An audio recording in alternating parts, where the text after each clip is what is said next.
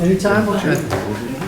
Okay, everybody, thank you very much for coming this evening. We did not rig this meeting to make it look like we have a space problem, but we appreciate the fact that people are squeezing in here. We left a couple of seats open here, thinking that there'll be a few more board members, and if not, anybody who's in the audience back there is welcome to move to the table. But the hour being after 7 o'clock, I'd like to call this joint meeting to order, and the first order of business is the Pledge of Allegiance. Back that way. Bend your head. I pledge allegiance to the flag of the United States of America and to the republic for which it stands, one nation, under God, indivisible, with liberty and justice for all.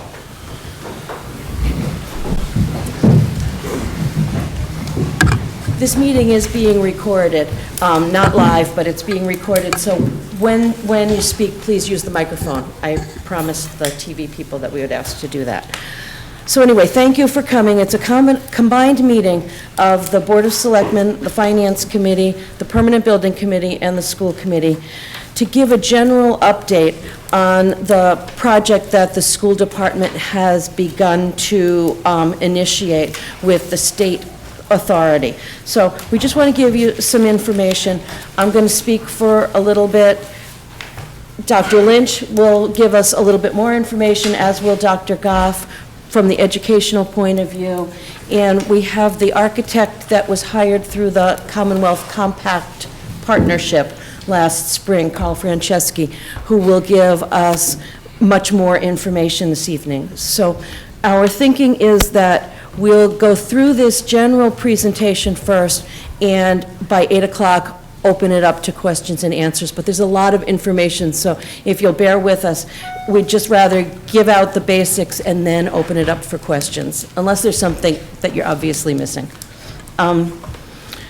So first of all, there's no urgency for this meeting, but we have a fair amount of information that we felt it was just responsible to share with the other boards in Walpole, and we will be sharing with the community over the next months.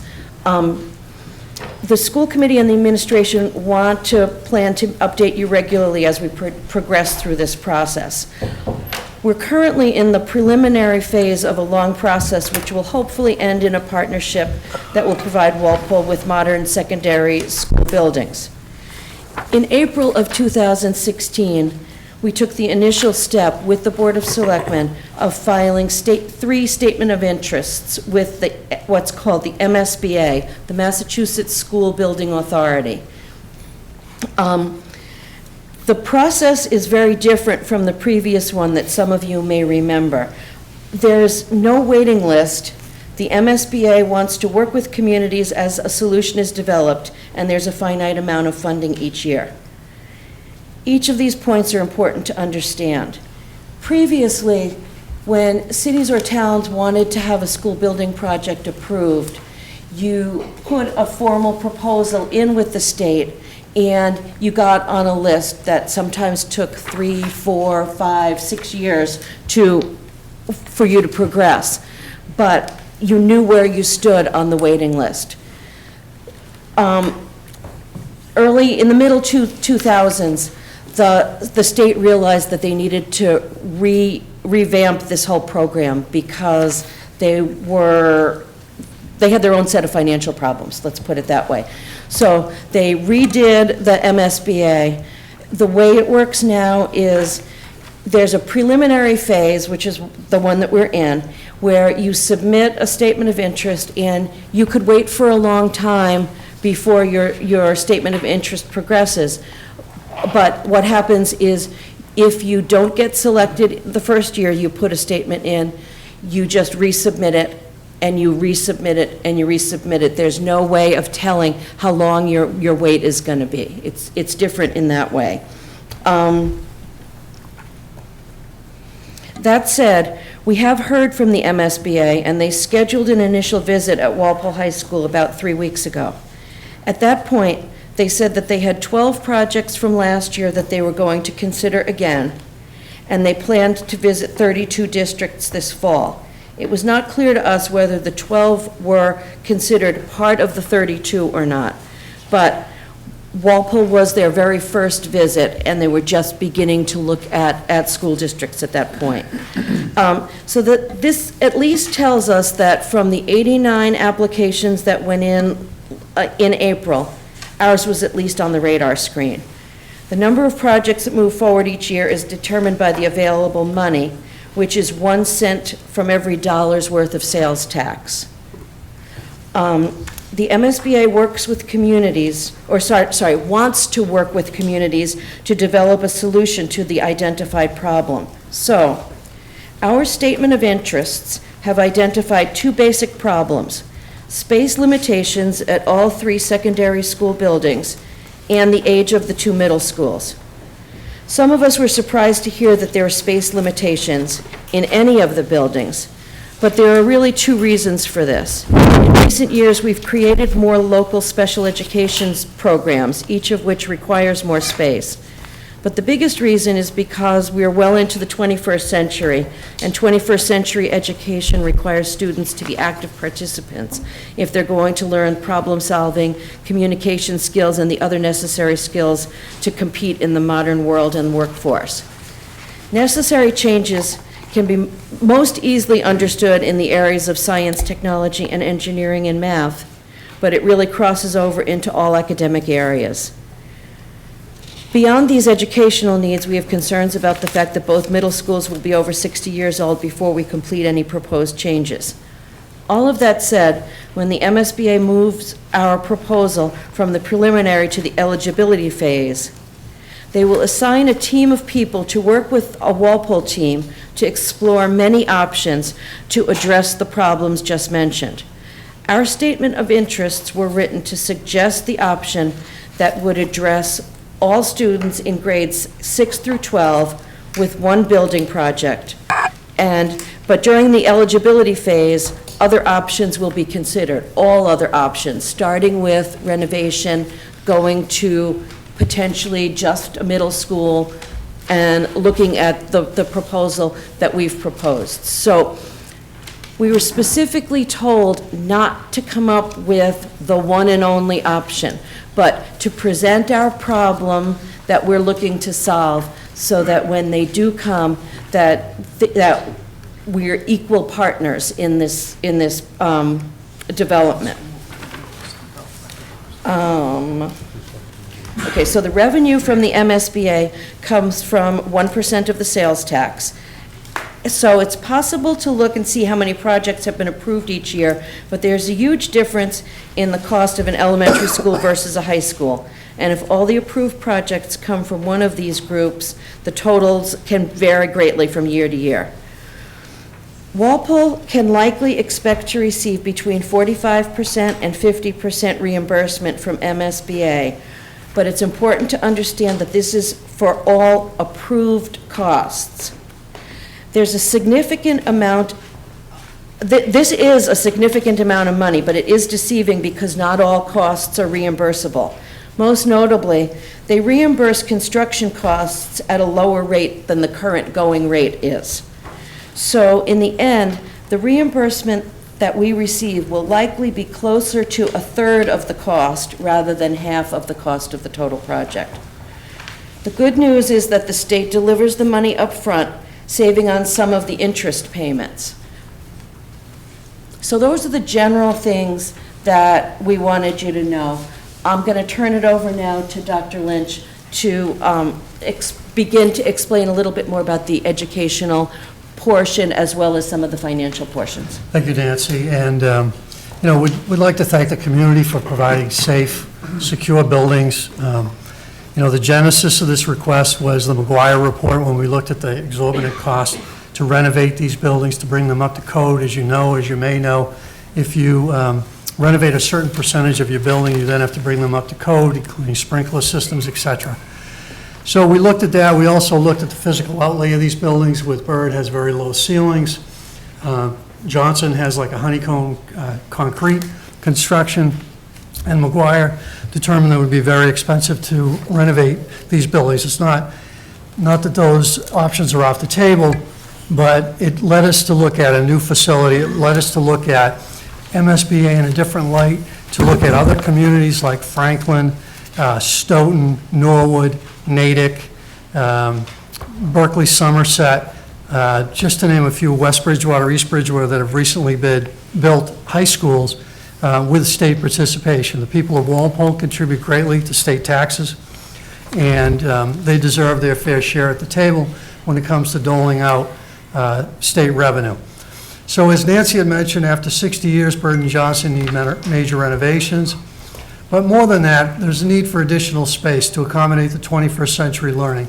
And these are some of the characteristics of 21st century learning that lend themselves to more collaboration, more conversations. Businesses have been very clear. They want people who can work in groups, people who can be creative, brainstorm, work on long-term projects, etc. And we'll talk a little bit more about that later this evening.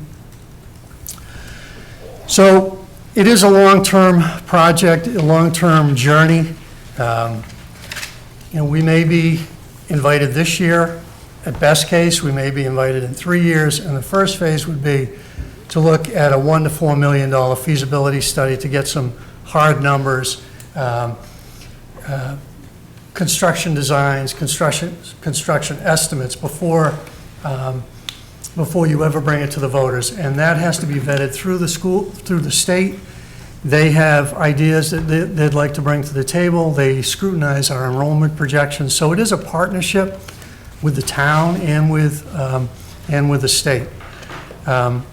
What it might mean to a local taxpayer could be about $400 a year. It could be more. Our building could be $150 million. We don't know. Total cost, it could be 125, could be 100. That's what the feasibility study will show. But some people have talked to us about the thousands of dollars this would cost the taxpayer on an annual basis, and it will not be, because it will be spread out over 20 years, similar to a mortgage. These are just estimates based on what Stoughton's recently passed high school was expected to cost, and that would be up to the town treasurer and the town administrator to determine this cost. And as Nancy said, the reimbursement is 45 to 50, but we want to be transparent that that's reimbursable cost. So we may be looking at 35%. The timeline would be a preliminary approval potentially by this January. Again, as Mrs. Gallivan had mentioned, there are 89 projects in the pipeline. Usually about 40% are visited. We did have a visit.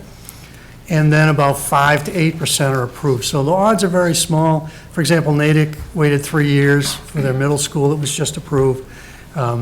That's more usual than 1 year. Then throughout the first year, we'll work with the state and choose a preferred option between, I'm sure we'll have input from your boards and from the community and from the state. Through that first year, we'll get schematics developed and we'll get final approval by possibly 2018. That's the earliest. Then we would have to secure voter approval later that year.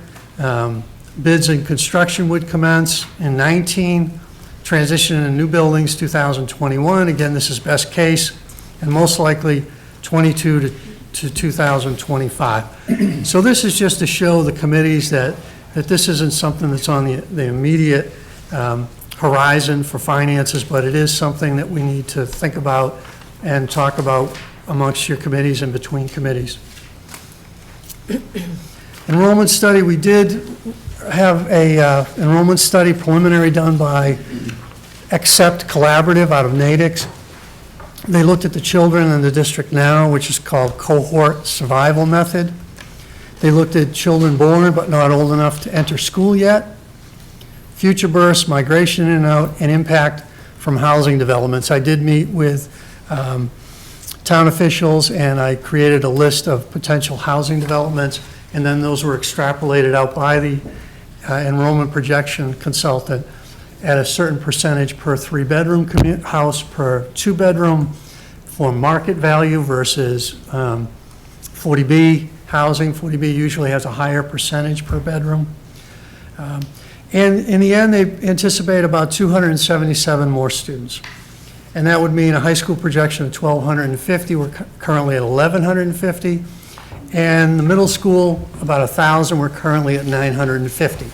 So we can do all this work. We can rationalize our numbers. We can talk about that internally here, and then MSBA comes in, they use their own methodology, and they'll probably try to knock these numbers down. They normally try to reduce the numbers because they reimburse on a square footage basis, and square footage is driven by enrollment. So the lower the enrollment, the lower the footprint, the higher the enrollment, the higher the footprint, the higher the footprint, the higher the cost, the higher reimbursement, and so on and so forth. So now Dr. Goff will talk about expanded opportunities, and so that you know, we've developed almost a strategic plan for the buildings over the long haul, and we've created 3 different subcommittees to really drill down into information. One is the Educational Program Committee, a second is Finance and Operations, and a third is Communication.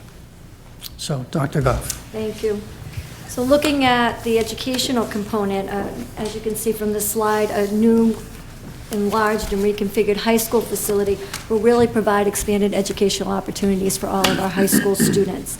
This means the ability to embrace 21st century teaching and learning, as Nancy had mentioned, really engaging the learners through applicable skills and knowledge, and really making those connections to learning through relevant, personalized, and engaging type of learning. What does this look like? To be able to have classroom spaces that encourage teamwork and effective communication, to be able to expand programs and activities such as the robotics team, the speech team, journalism, and film.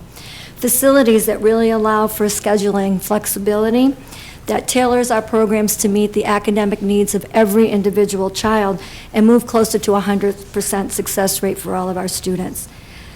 This newly reconfigured high school would give us the ability to take full advantage of digital learning, which means state-of-the-art infrastructure and connectivity, and to have a modern facility that really points to global education and learning opportunities, including the science, technology, engineering, and mathematics, that's the STEM, that really embeds in the learning process. This allows us to empower students to be active participants in a digital world.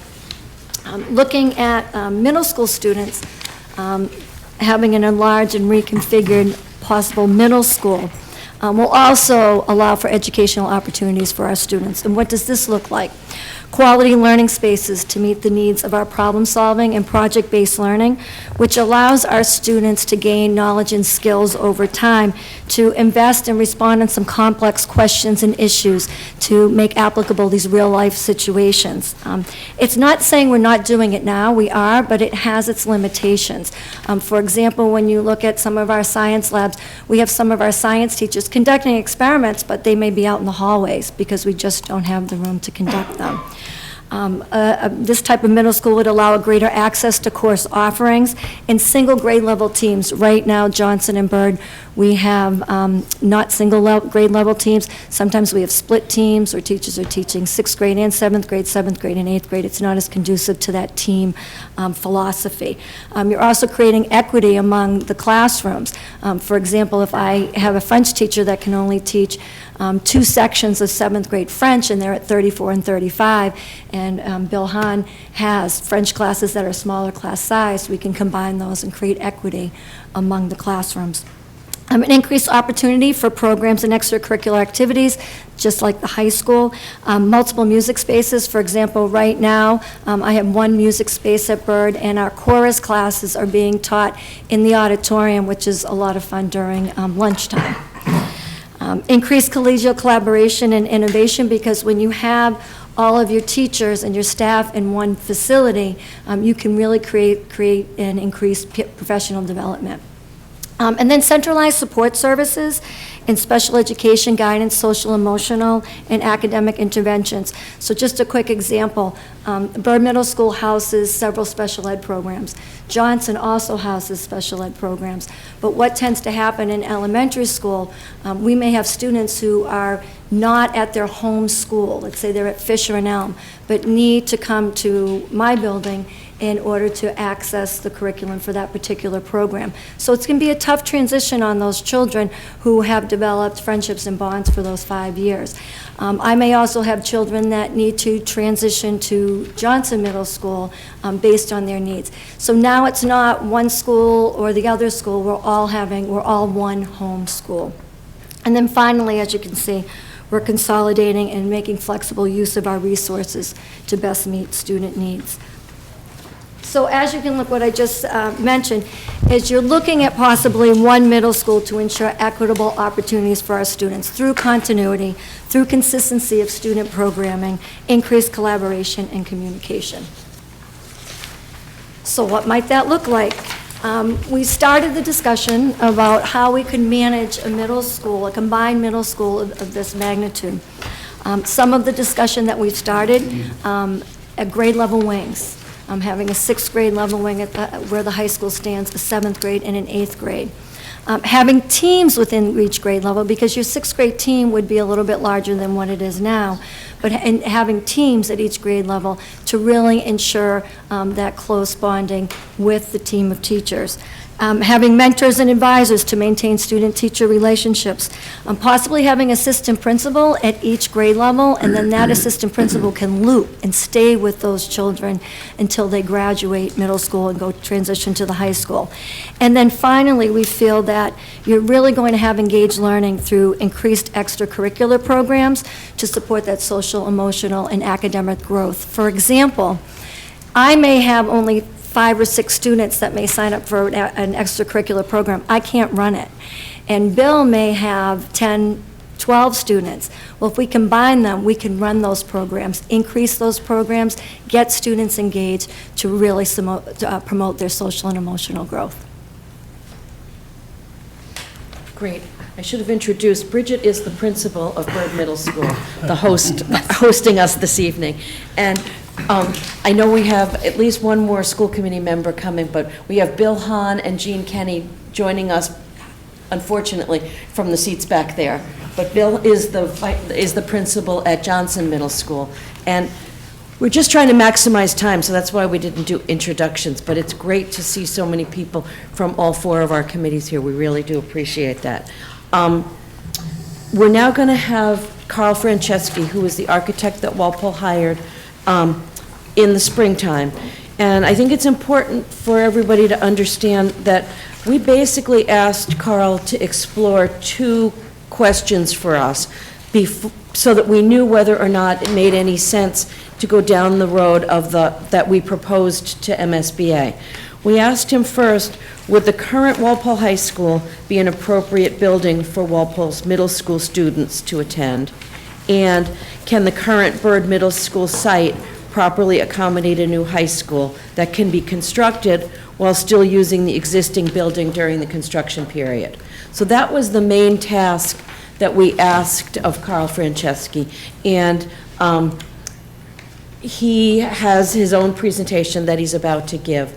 What's interesting, too, is that Carl's company was the company that did the most recent addition and renovation of Walpole High School, so he's very familiar with our high school. So welcome, and Thanks, the floor is Nancy. yours, Carl. Thanks. Again, Carl Franceschi with DRA.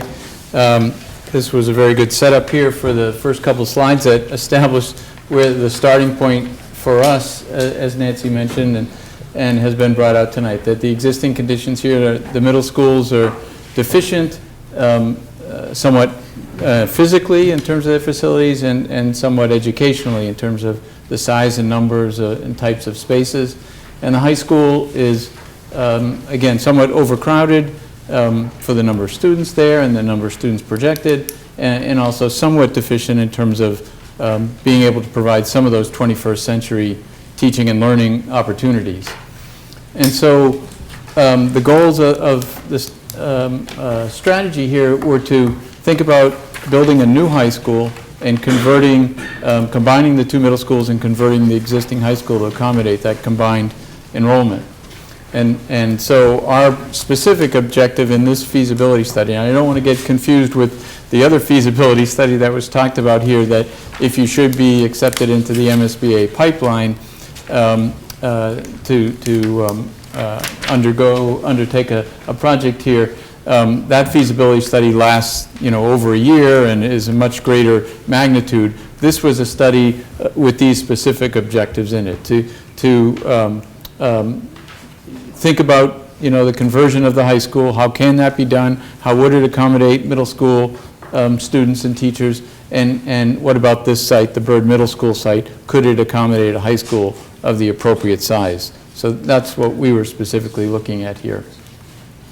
And as was touched on, we need to start with enrollments to understand the size of the buildings and the number of spaces and so forth. And graphically, this was the enrollment projections that were done by the town's consultant for the high school.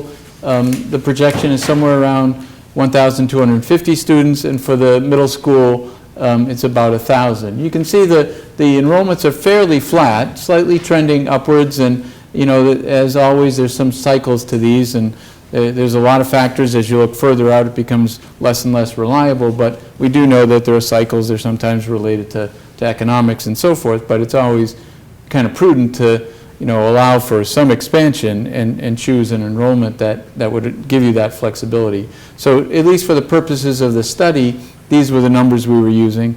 As the superintendent mentioned, the MSBA, in their wisdom, has their own internal methodology for doing enrollment projections too, and they do watch the bottom line very carefully, and it does start with taking a hard look at enrollment projections. They want to make sure that no community is building a school larger than it really needs, at least in the near-term future. Could I just interject with a question? Sure. We will ask, You wanna we do that? will take questions overall, but let's hear them, and if it's going to be something that gets addressed in the presentation.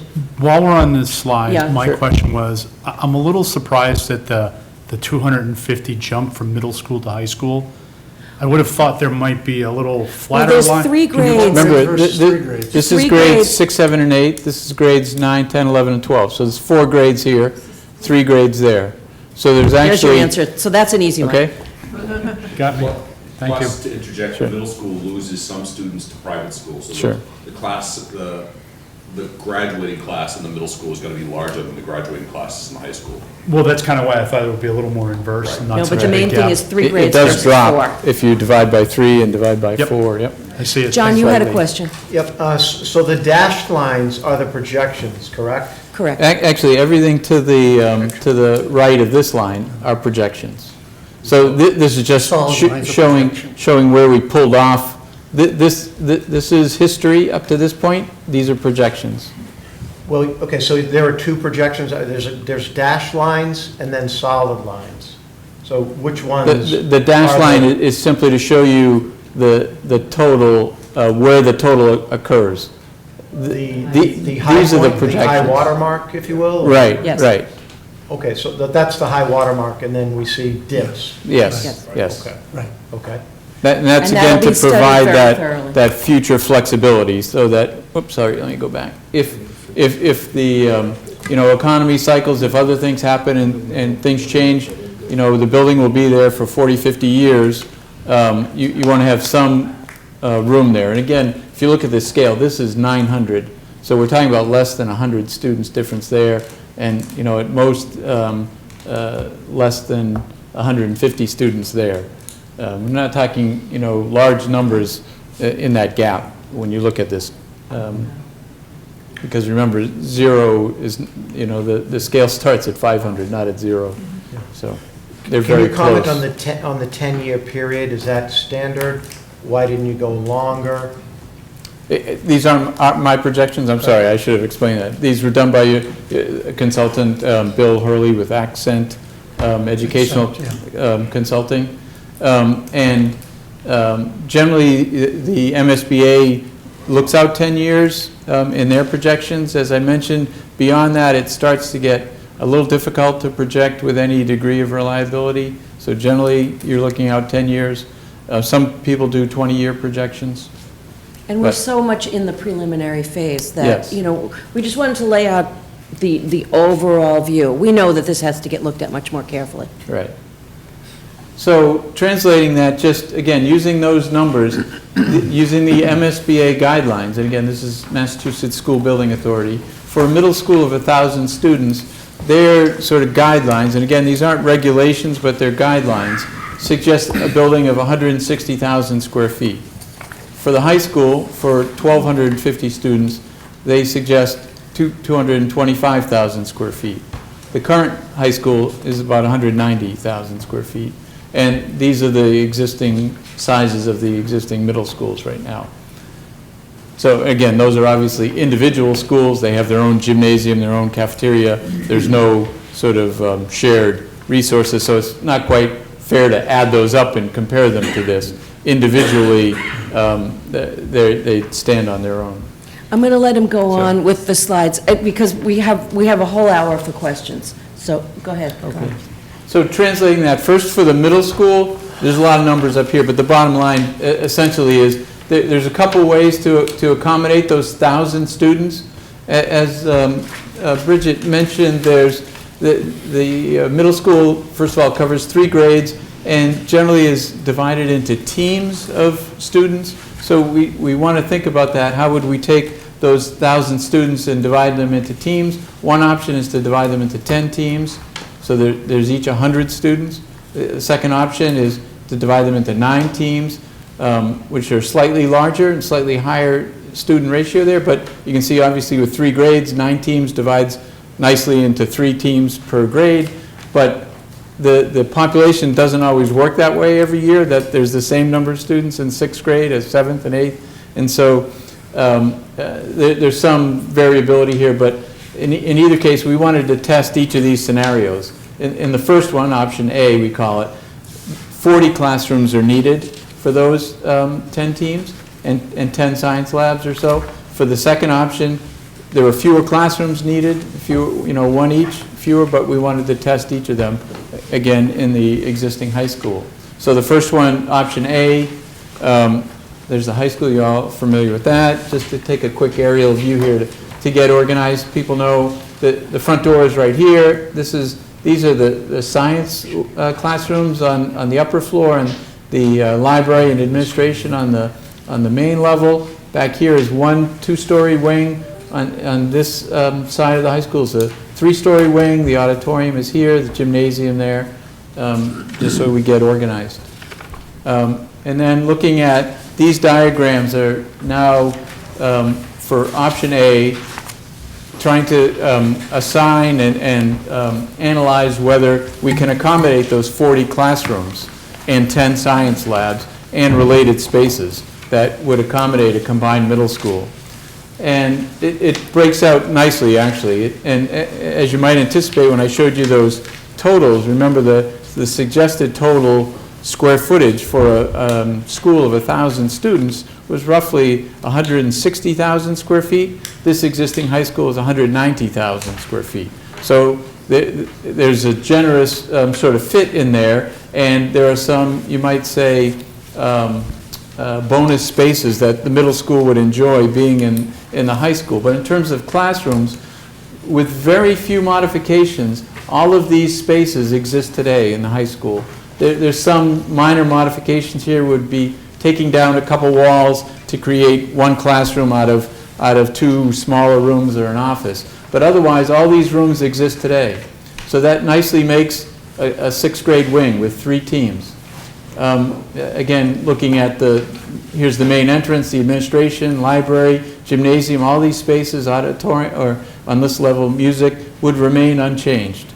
The art rooms are basically here today. There's some special ed spaces here. All of those spaces could remain essentially the way they are today. So there's very little construction needed to accommodate this option on this level here. Moving up 1 floor to the upper level here would be the 7th grade wing, and again, there's 1, 2, 3 teams. And every grade level would have some teacher space, some project space for that hands-on project-based learning that was talked about. And there'd always be boys and girls rooms, teacher support, storage, so that the grade structure could really work as sort of a school within a school. And then on this wing of the buildings where we start to see the 8th grade classrooms now, and because of the numbers needed, there's always some special spaces, not special ed, but special classes like languages that are shared so that they're not assigned to a particular grade level, so they're kind of floaters, or when there is that bulge in the enrollment, there could be another team here of 4 classrooms. And on this level, you see the science labs as they exist today in the high school. There are 10 of them, and they're actually of a more appropriate size for middle school than they are currently for high school. So they'd work well where, these 3 would be 6th grade, these at 7th grade, 8th grade. And so when you have a team here, let's call it team number 1, 7th grade, over here, team number 1 would have a dedicated science lab so that those 100 kids have that, share that science teacher. Those 4 teachers collaborate with that one science teacher in forming a team. That's really where this dynamic comes about for middle school education. So it does lay in nicely in the existing high school. The auditorium would remain in stage as is today. Again, no work really needed there. And then on the upper floor of this wing are the remaining 2 teams of the 8th grade, again with their own project space, with their own teacher space, and so forth. So they're nicely segregated by grade, and with very little construction work, this option with this number of teams can overlay on the existing high school. Now the one drawback here, let me go back, these existing classrooms now are currently, like I said, high school classrooms. They are on the small side for middle school students. In a high school classroom, students and teachers tend to sort of set up the classroom one way. There's not a lot of movement in the class. Generally, there may work in activities and so forth. But at the middle school level, generally, you see you need a little bit more space. There's a little bit more rearranging of the furniture or more variety of activities that go on. So the suggested size for middle school classrooms is generally a little bit larger, say more like 850 square feet. These are about 750 square feet. So it's a minor drawback, but if the number of children in the class was on the low side and the numbers do support that, then these classrooms would work just fine. But we did want to test to see what if we were to try to enlarge the classrooms? What would that look like? And that's really option B here. So in option B, remember, we have fewer classrooms, 36 needed, but because here are 20 students per class, here there's 22, so there's slightly more students. It makes sense the classrooms would try to be a little bit larger, so we wanted to look at that option. Here's what it would result in. So here, again, the 6th grade getting 3 teams in, but now all these red walls, those are all new construction. So in essence, we've taken this bank of what was 6 classrooms and turned it into 5. And we've taken this, oops, sorry, let me go back one. This bank of 5 classrooms and made it 4. So there's a fair amount of construction needed to get that slightly larger classroom space there. Also, one thing you lose here a little bit are some of the breakout spaces or the small group spaces that are valuable in supporting a variety of activities that might go on there. Otherwise, the layout remains very similar to the previous. Again, up here to get these classrooms slightly larger, we now sort of wrap around the corner here to get the 3rd team in. So there's 1, 2, 3 teams there, each of 3 classrooms at this level. And then, 8th grade still over here. There's still some room here for foreign language classrooms, and obviously there's still enough science classrooms to support them as well. So it's a sort of subtle difference, but as you'll see when I show you the quick estimates of construction costs, there's a fairly significant difference. On the lower level, by the way, too, just to mention, the current high school locker rooms, the weight room, fitness room would remain as they are. There's a large group room down here, a small sort of lecture hall, and then there's a TV studio. All these spaces could remain. The middle school, this is a large locker room for their purposes, but one of the thoughts was because there will still be athletic fields here on Common Street, you know, in the future, even if this does become a middle school, that after school, you still might get high school teams coming over here to use the facilities. And so the high school students and athletes could make use of the locker rooms, could make use of the weight and fitness rooms.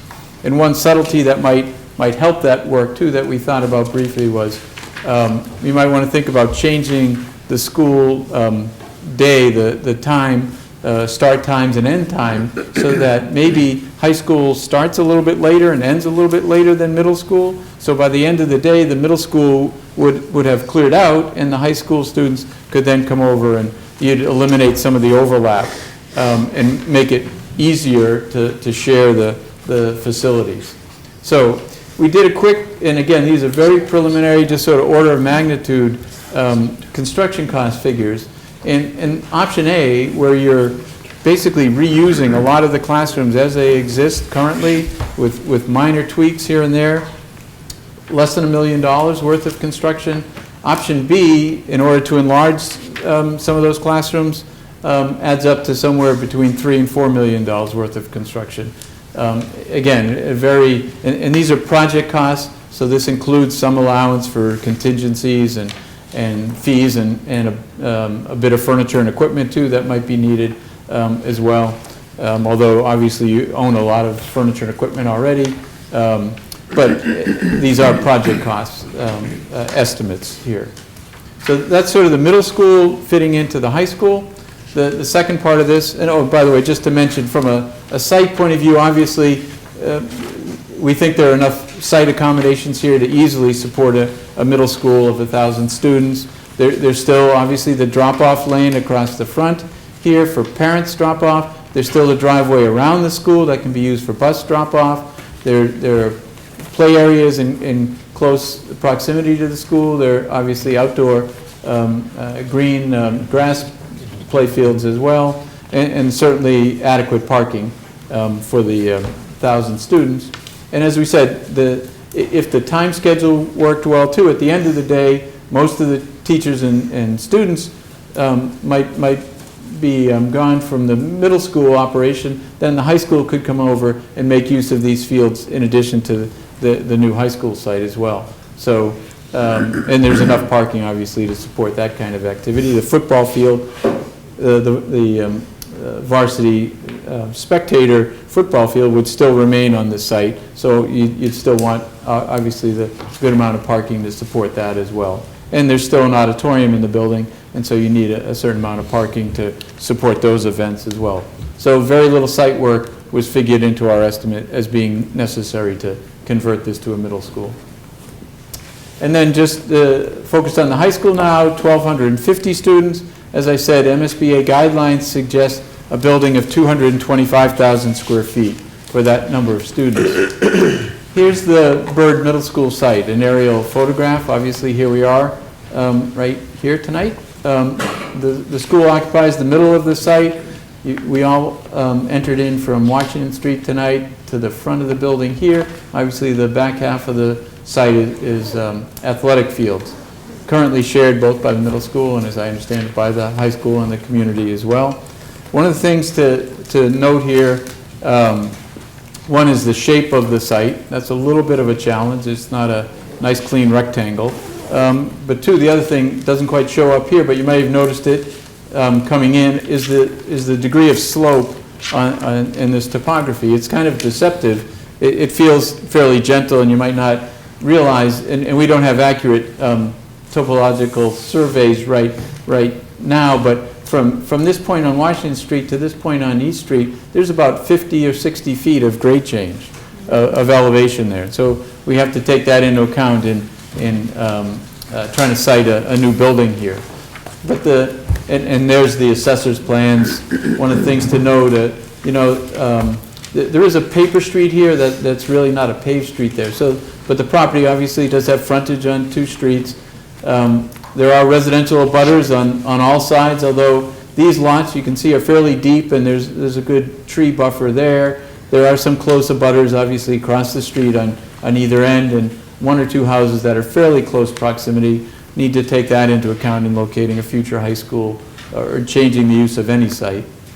And one of the other things we'll mention is this intersection of High Plains Street and Washington Street, just off the slide, is signalized. There is a traffic light there, but this one, as many of you know, is not. I think it is it a flashing light right now, I believe, or just a stop sign? Just a stop sign. This one probably would require further study, may well end up wanting to be signalized if a high school went here, which would have increased traffic versus the current middle school that's on this site. So the strategy that we suggest for developing this site is not that unusual. It's very common in these kinds of situations. It basically says, let's create a zone separate from the existing building during construction so that the school and its comings and goings, the driveways and service, can remain intact for the most part during the school year. Obviously, they'll lose the playing fields, access to those. Maybe some accommodation can be made. Maybe there's a lot of indoor gym classes for a while, but essentially the school remains in operation while the construction of a new school can happen in a safely segregated, fenced-off zone of the site. Our estimate is that would take 2 years to build a school of this size, 2 school years, plus a couple summers to get the building in. We'll go over a little more details in a moment, but there clearly is a zone on the site for a building with good, roadways and parking around it. And then once that building can be occupied, and then the existing school can be emptied out, ultimately demolished and replaced with athletic fields on that. So essentially it's sort of flipping the site from where the building was originally and the fields were the other way around. So now the fields are on this half of the site, the building's on this half. And so the front door is more likely to be considered off of East Street, although we suggest you'd want to have access to both streets in the future, and you could have a driveway through here that could give access to parking both along the perimeter and in close proximity to the building. So we took that sort of conceptual layout and then developed 3 options. Option number 1 looks like that diagram I just showed you. Here's the building in a courtyard arrangement with, driveway entrances off East Street and a secondary access off Washington Street here. The front door is facing East Street here with some parking in the front, parking on the sides, a loop road around for both fire safety and for buses to circulate around the building, and then playing fields on the uphill part of the site where you can get a baseball field, an overlapping soccer field, a practice football field there. And you'd need to allow, the reason there's sort of green space in between each of these is to deal with the changing topography there. So each of these plateaus is about 10 or 15 feet difference. So there would be some ramps, but this road here can actually be done at a handicap accessible grade of 5%. The site is long enough that it does allow that to happen on that side. And these are just conceptual floor plans. They're actually very similar to the new Stoughton High School, which was easy then to adapt to, at least as a test fit on the site here. So it's basically, as I said, a courtyard. There's a little bit of outdoor space right there in the center of the school. There's a front door and a back door with the classrooms arranged on the south half of the building and the large assembly spaces on the north half of the building. So the gym and auditorium, art and music are on this upper half of the building there. And this shows a central lobby, a central student commons, which is also the cafeteria, administration right by the front door there. And then basically repeating that on the second and third floor for the classrooms and the upper portions of the gym, the auditorium, the library, which is on the second floor there. So it's a 2- and 3-story building, fairly compact footprint, and it has the site would accommodate about the minimum number of parking spaces for a high school of this size, which is 300. And that's 300 spaces in striped parking spaces. For a special event, like something in the auditorium or the gym There are some long roadways where you can parallel park along the roadway for the evening or the weekend, if it's a weekend event, that sort of thing, and probably increase that number by at least 60 or 70 parking spaces for special events. But it is sort of on the minimum side. The next option, option 2, suggests trying to make the building a little more compact so that the number of parking spaces can be increased. So you can see now this building has the gym and auditorium kind of in the center of the building and classrooms wrapping around it. And so the building gets a little more compact. We can get a little more parking in around it, but it's same basic layout of the building on this terrace, and then the fields on the upper terraces there, parking along the perimeter and parking on 3 sides with buses coming around back. Again, a 3-story building. All of these, options would be the same 225,000 square feet conceptually. And then the third option here increases the parking to 450 spaces, in essence by stacking the building into 4 stories, somewhat built into the hillside though. So the reality is, really, it only appears to be a 4-story building on one side where you enter at this level. As you come around back, as the topography goes up, you're entering into the second level at this point here. So there's sort of a 2-level lobby, you might say, here. So there's a front door at the first floor and a back door at the second floor. So there are 4 floors, but the back side of the first floor is really built into the hill.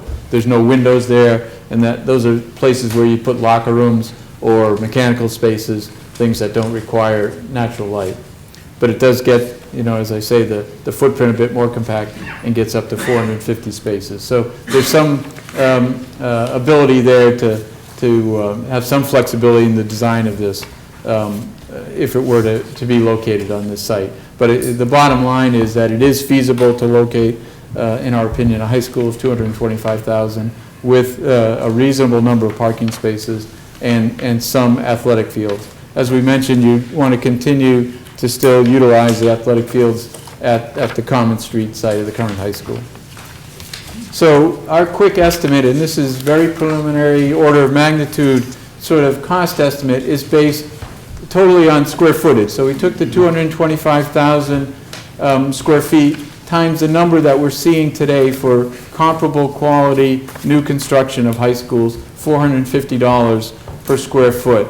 And that's for site work, that's for all the construction, the demolition of the existing building, all of that's included in that number. That gets you to about $100 million. Then for all the fees, the furniture and equipment, contingencies and so forth, generally those are about another 25% of the construction cost. That gets a total project cost, but because we're not building this, next year, we need to make some allowance for escalation. So just to show you, if it were to be about 5 years, and cost estimators think about, when is it to the midpoint of construction? Not to the beginning or the end, but the midpoint is kind of, so again, just picking a somewhat arbitrary number of 5 years, using 4% per year, your guess is as good as ours, I guess. That adds another significant amount to bring the total to somewhere around $150 million. And again, this is order of magnitude. If you were to be in the MSBA program, you'd spend a lot more time developing a lot more detail and looking at options, looking at the size of the building, looking at a lot of variables that would make this number go up or down. But we wanted to give you an order of magnitude.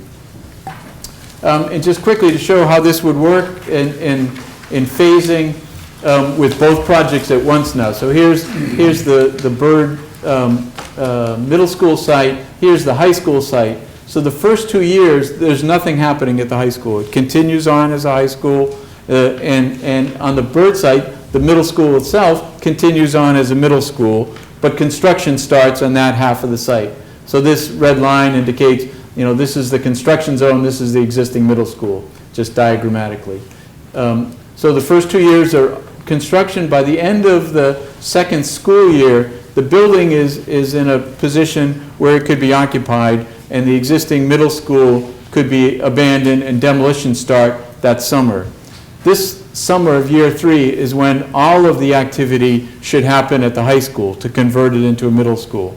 That would be the ideal scenario, so that in August of that third year, at the end of the summer, the middle school teachers and students can move into the high school students can move into the new building on this site here.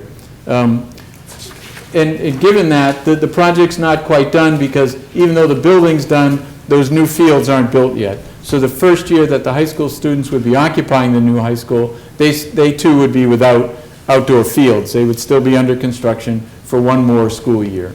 So really, this, if we carried it on, probably this next summer of, after this third school year would be the end, it would be the completion of the project.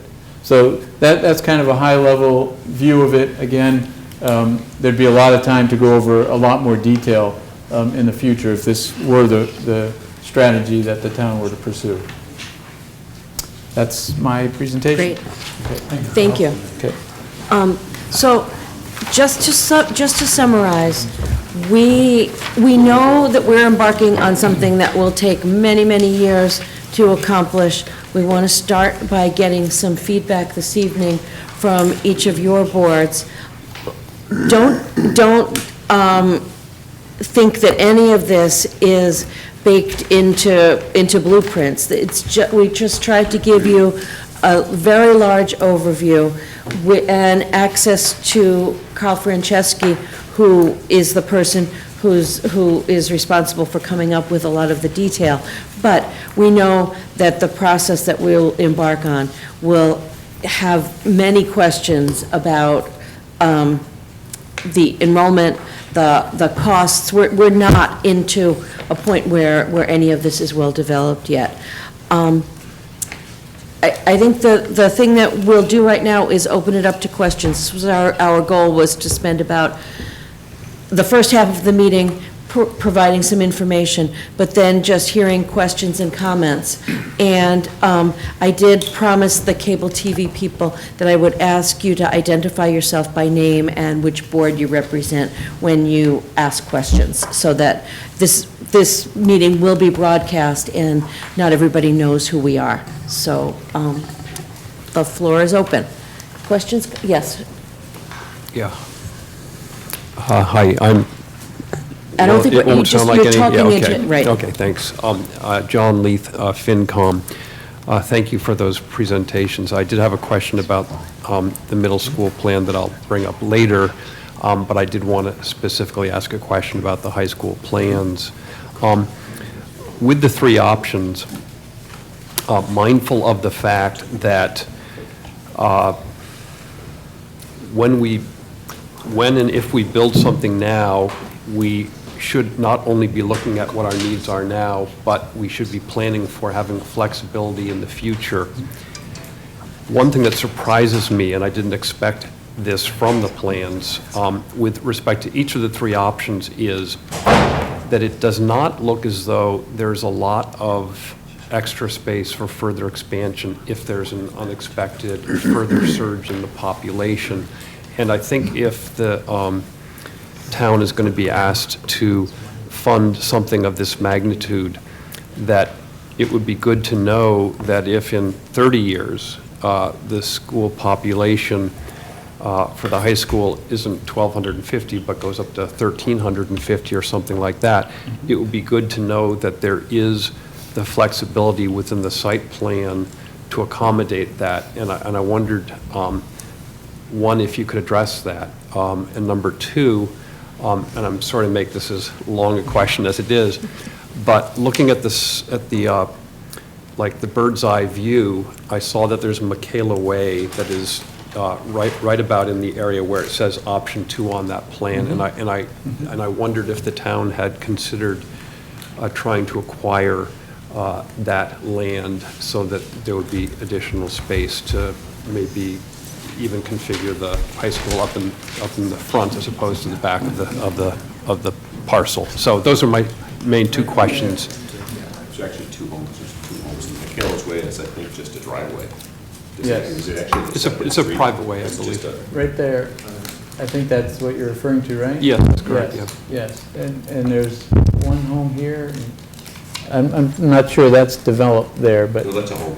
there. Let me go back to the area. There it is, I'm sorry, yeah, it's the other way around, there they are. Okay, so the main question was Right. was the flexibility looking into the future. Yes.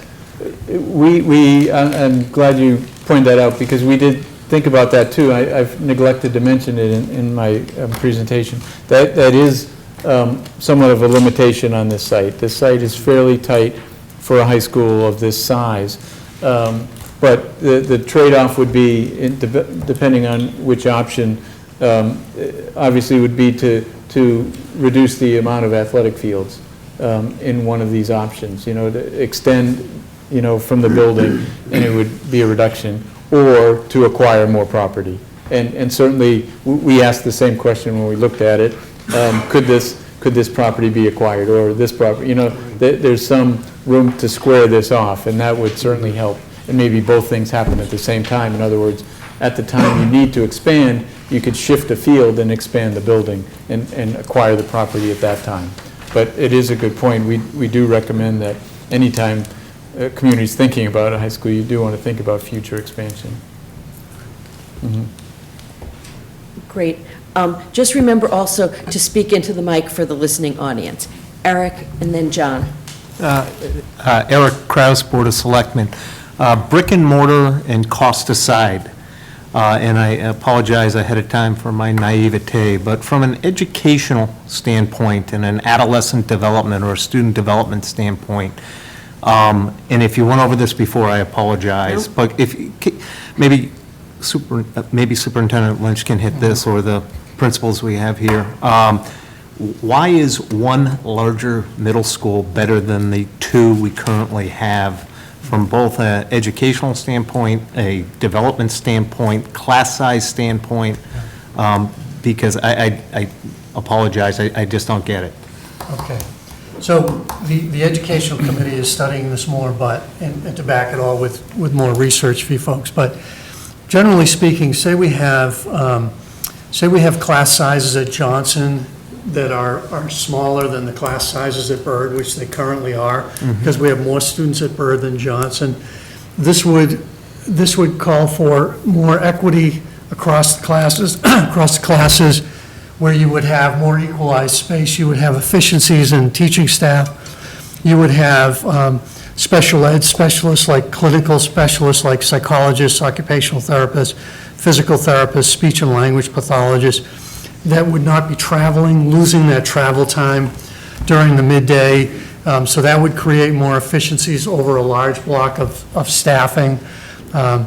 You would also have, more access to programmatic rooms where classes could come together with cross-disciplinary projects, like English language arts could work with science, could work with mathematics, and they could have joint areas to meet, or have breakout sessions where one teacher could take one small group of children or students and the other could meet with a larger group.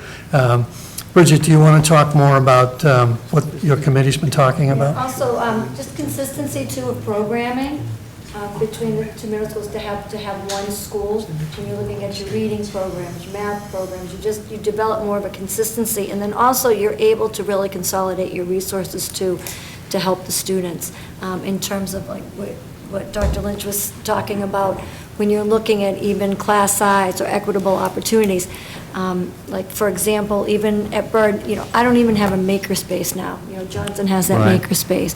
So to be able to have, one or two really nice makerspaces where our students can come together and to collaborate. And you're really looking at 21st century learning, and Right. that's really what it's about. As I said, I'm far from an expert in this, and That's fine. I'm in waters that I shouldn't be in, but are there other towns that have done this that you can use as a baseline, or that someone has studied where the areas I brought up have become better, or, I hate to say it, not as good? That's a great question. I think that should be something And I we don't study. mean to hog the mic by any means. It's something we should look at. We've also said that we should go and visit some of these buildings, like the new Franklin High School, the new Stoughton High School, and that's Natick High School, Berkeley, Somerset, some East Bridgewater, West Bridgewater. We should visit these schools and even do a video presentation of how the new high schools accommodate greater learning, more of what businesses are looking for with students and employees who can collaborate and work together. There's no more just stand in front of the classroom and deliver the curriculum. Pedagogy is changing where you have many more smaller groups working together, and that takes more room. Jean, would you like to add, or Bill? I think you've really hit it. Obviously, there are more and more resources being required for our students with respect to 21st century learning. When you have one school for which the infrastructure has been developed to enable all students to have that access, you actually do maximize your resources. Thank you. I think it was- Comment about the middle schools. I mean, the model that we use here in Walpole is teaming. So even if our size of our actual school gets bigger, we will ensure that we maintain the intimacy of the small team so that students still see a same set of teachers. And that is crucial, and that's not anything we're looking to get away from, is that teaming model and the intimacy of the small education model that comes with it. It's very important, and I think worth making sure we point out that going bigger in just overall size does not mean we lose students. We keep that same center that we have in both middle schools. Yeah, thank you very much. Great question. Okay, John, then Susan. Thank you. John Valancourt with FinCom. I have a couple of questions. The first one, I wanted to stay on the topic of the siting. So with respect to the Byrd Middle School versus Johnson Middle School, were any paid professionals consulted, and did we obtain any opinions with citing the new middle school at Johnson versus Byrd? And if not, why not? I don't believe there were any real effort put into siting it at Johnson, mainly because of the wells being right behind there. I've always been told that that's sort of a sacrosanct area that you couldn't build in the back because you'd be right on top of the wells. So, Second reason is there currently isn't enough parking for the existing middle school. We have to use, by mutual agreement, friendly agreement, the VFW parking lot. If you drive by, drop off or pick up at JMS, the parents have to use that parking lot. So we're very land constricted at JMS.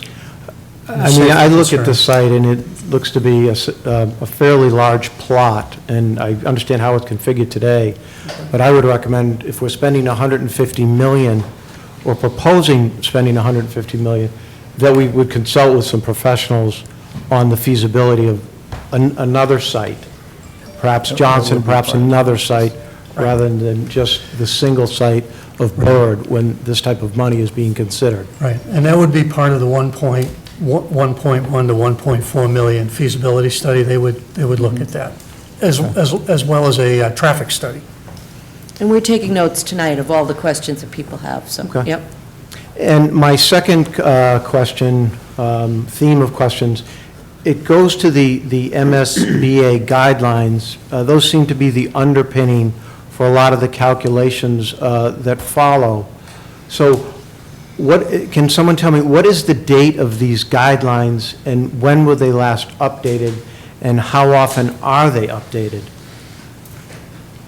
Any ideas? I could speak to that. MSBA was formed in 2007.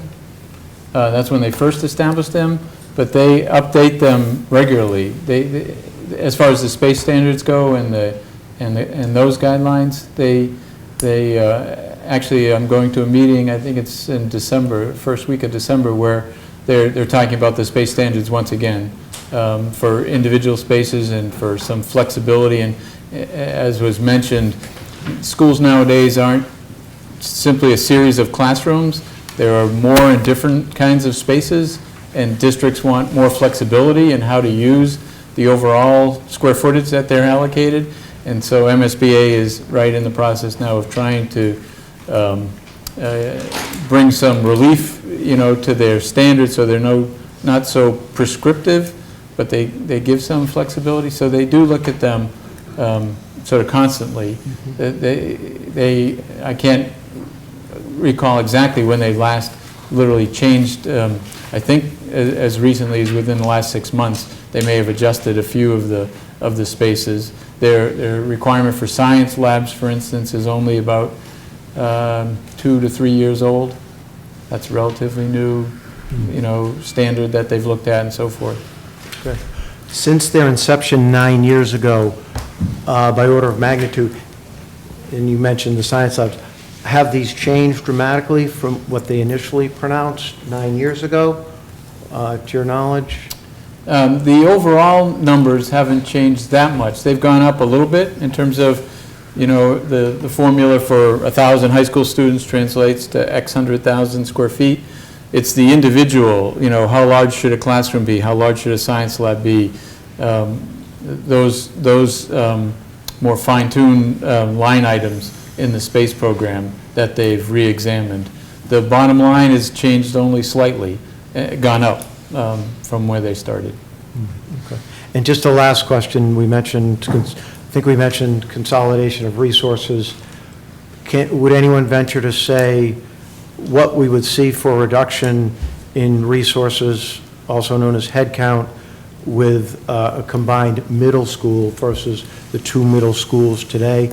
Would we expect to see reduction in operating cost, people, or? Well, I mean, initially, I would think the buildings would be a lot more efficient, fuel efficient. I mean, if you look at some of the windows in this building, they're plexiglass, single pane. I would think that the square footage overall may come down a little bit because of one auditorium versus 2 large spaces, 1 gym versus 2. So you'd have less square footage to heat. And all of this is really off the top of my head. We'll have to do, a study. You would immediately have 1 less principal, 1 less administrator. Again, the more efficient use of special ed services, I would think that there would be some efficiencies there within the special ed department and the professionals that we won't have to share from building to building. So we'd have to look at all of that, but I would guess we'd look at energy, administration, and sports services. Thank you. Susan? Susan Lawson, Finance Committee. I have a question. Given the larger population at the high school than the combined middle school, was there any thought given to doing what's necessary at the high school to make that building suitable for the projected high school population and having a combined middle school on this site? I'm just wondering if the fact that we would need fewer fields at a middle school, the fact that certain things like the football field are already at the high school, the television studio and so forth, it seems like, and I don't know if perhaps a combined middle school couldn't be built here and have a little more wiggle room. I'm just wondering if that had been considered. Well, we would have to study that. I would say that MSBA would most likely not reimburse the town to do any work on the high school because they've just spent money on the high school in 2002. They generally won't put more money into another building unless there's a dramatic change, and you're not changing grades, you're not changing configurations. That would probably be my first thought. Okay. But I think it should be listed as an option to study along with the other concerns that are raised tonight. Okay, thank you. I think the other thing about that particular site is because of where the town forest is, there's a lot of limitations. Not saying that you couldn't do an addition there, but I think that it probably would involve a trade-off of parking spaces or the tennis courts, for example. So, but I think that, and I guess the other negative there would be, it would be 2 projects instead of 1, because you'd have to do a middle school and then an addition. So it is a possibility, and I think it's something that could get studied for sure. Carl? A couple of the core spaces at the high school, unfortunately, are difficult to modify. The gymnasium is very small at the high school for that size enrollment, and that's difficult to change. The auditorium is less than ideal for a high school, and the science labs also don't meet today's standards, and if the MSBA were to be reimbursing the project to modify it, they'd want the science labs changed, which would be unfortunate. They're not that old. Right. They're not physically in bad shape, but they don't meet the space standards that they've just established, as I mentioned, just 3 years ago. So Right. there'd be some things that would be difficult to change, in addition to adding space for more students. Thank you, that answers my question. Ken, and then Pat, and then somebody over there. Ken Guy, Finance Committee. Honestly, I'm not even sure where to start. With the middle schools currently, what are the average class sizes at Johnson and Byrd? I know Johnson's a little smaller than Byrd. I don't know who can answer that. Probably mid-20. With mid-20s, some classes for Maine, depending on the class, can be in 32, 33. Okay, because one of the first things I guess that jumps out at me is when we started talking about the school issues and all that kind of stuff a few years ago, the real issue was the middle schools, because the high school, we had just done a $30 million renovation not even 20 years ago, so we were in pretty good shape there. The middle schools were a real problem.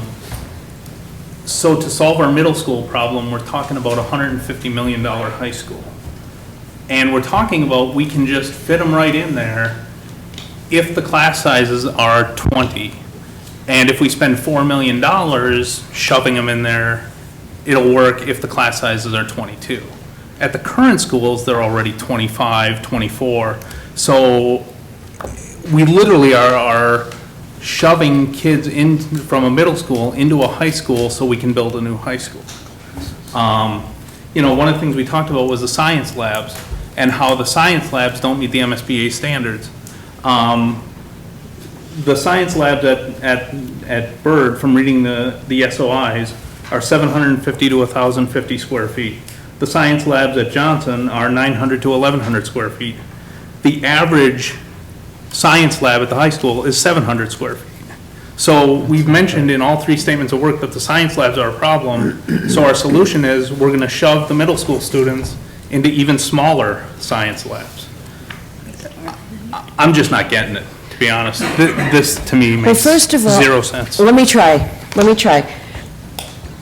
There's a lot more square footage at Walpole High School currently than there is in Johnson and Byrd. So It's less than 2,000, it's a little more than 2,000, a little more than 1,500 square Those spaces are feet. huge non-classroom spaces. So what happens is that you have more classrooms, and that's where the class size gets reduced down to 20 or 22 or 24. So right away, they have not only room to fit, room to reduce class sizes a bit, but it also gives them the space to do the projects that they're having a hard time doing right now. They're, in those plans, there are rooms called, I don't know whether they're called maker spaces or project areas, which allows some of the science experiments to be left up for a couple of days, rather than having to get switched around more frequently. There's the increase in square footage by itself is an advantage to the middle schools. You were mentioning the science labs. I don't think that's About 1,000 accurate. square feet at the high school. Can you address that, Carl?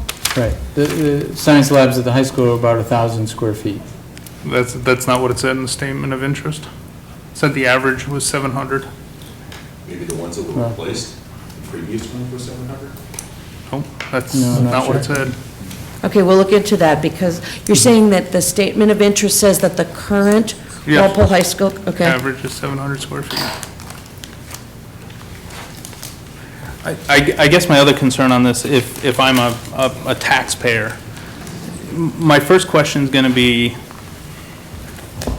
and there was one statement in here that really caught my eye.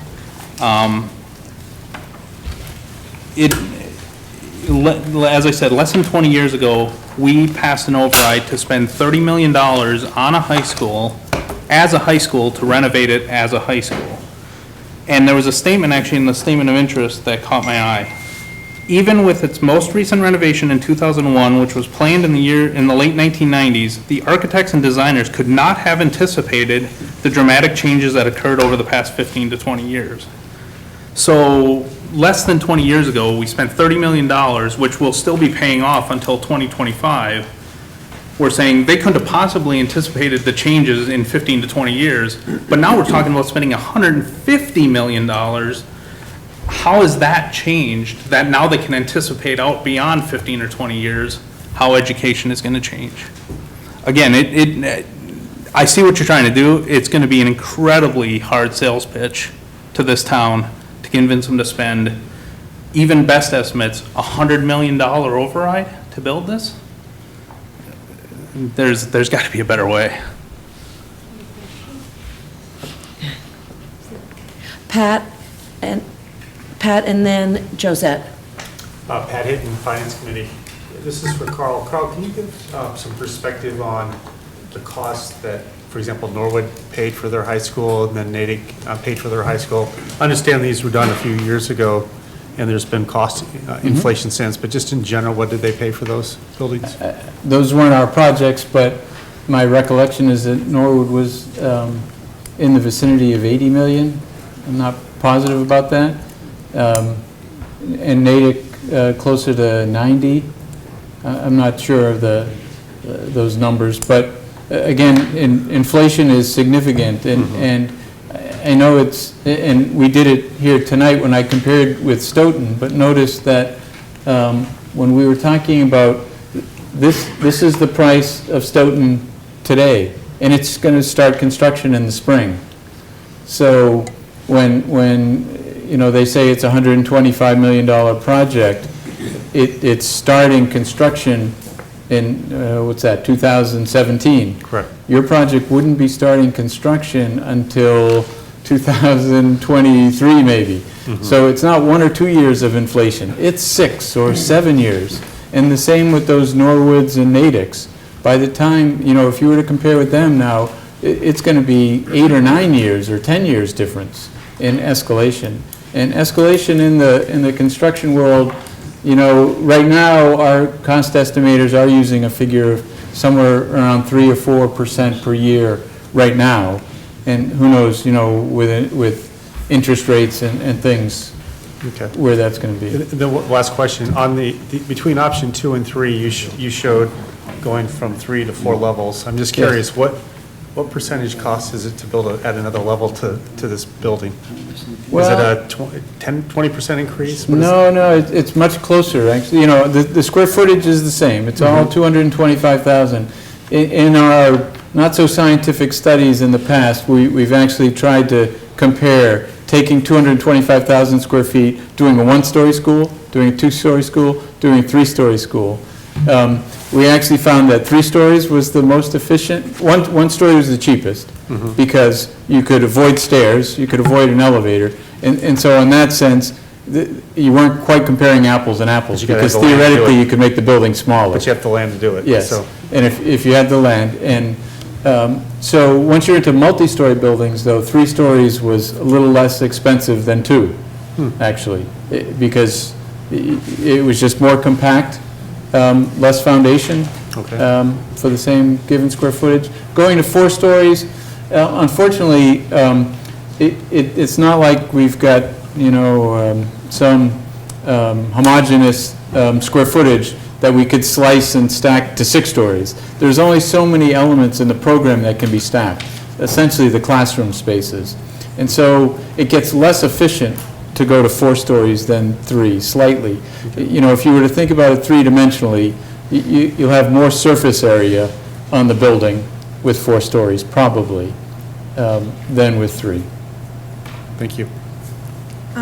Josette Burke, FinCom. The statement of interest for the high school science lab is stated at 700 square feet.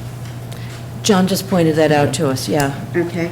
And option 2 has 380 parking spaces for the new high school. Hypothetically, if we're dealing with this, I would go for option 2. I don't think we should be considering 400 and plus parking spaces. The priority should be on the academics, not on parking spaces, from my point of view. Sure. David, and then Mark, you had something? Okay, David, and then Mark up here, and then Dick. There seems to, actually, parking spaces is a big theme of the presentations that have been made to the Mass State Building. In every school, you say, we don't have enough parking. It says it for the Byrd proposal, it says it for the Johnson proposal, it says it for the high school proposal. Interesting, the Johnson High School parking problem is only on pickup time, not during the school day, despite the indication in the report that it is during the school day. It says that, because of the parking of vans, there's not enough parking for staff. Well, I go by that school quite often, and that parking lot has plenty of spaces for staff and the van drivers, and it's not consistent with the existing condition is not consistent with what you're saying to the state. And again, parking is in each proposals, each deficiency statement says that parking is an issue, and the high school says we're deficient 160 spots. There's 160 people waiting for spots, and yet the new high school proposal, because it's on an insufficiently sized lot, provides the same amount of parking now, under the proposal, as we have now. So even the parking issue isn't resolved. The second question, I have a question of the architect with respect to the square footage of the middle schools. I see that you said it was unfair to combine and add up the middle school square footage for the 1,000 students. My question is, how is the square footage needs calculated? Is it a set number per student, or does it change according to the school size? And how does the current guideline fit in with the existing size of Byrd and Johnson? Are the square footage numbers good for those two schools separately calculated? The square footage from the state guidelines is a sliding scale, so that for smaller schools, it is a higher number per student as you get to a larger, because of efficiencies and so forth. So it is a sliding scale. It's not, a certain number, a certain ratio per student. I don't know what they are exactly for the existing, what the MSBA guidelines would be for the existing Byrd and Johnson taken separately as middle schools, but we can check on that and add that information as part of the report. Thank you. Some insight on the parking, David. During the day, we have high school students drive, so the seniors are on the grounds, and the juniors are all out into the neighborhoods parking, which has always been a bone of contention. So that's one of the reasons that during the day there's inadequate parking. We've also had major issues, and Mr. Johnson can attest to this, with handicap access spots on that high school site, and complaints from handicapped people that we don't have enough handicap spots on that site. So I would disagree that the information provided to the state was inadequate or inaccurate, because in our mind it was accurate. It was inaccurate as to Johnson. And you haven't solved the parking problem here because you get the same number of parking as you do at the current high school. Which option are you referring to? Any of those. They're talking at 380 parking. 380, 460. How many spaces are at the high school right now? I don't have that right now. It's in one of the proposals. 338 currently? And we can do a further study on parking and look into that further. We've taken that under advisement. Right, and I bring up parking not because I don't think parking is a problem. I bring it up because I think it's sad that we're trying to build a new high school because we don't have parking needs. Well, those are your words, sir. Those are your words. No, the town administrator has offered, and we can fix any parking problem you have.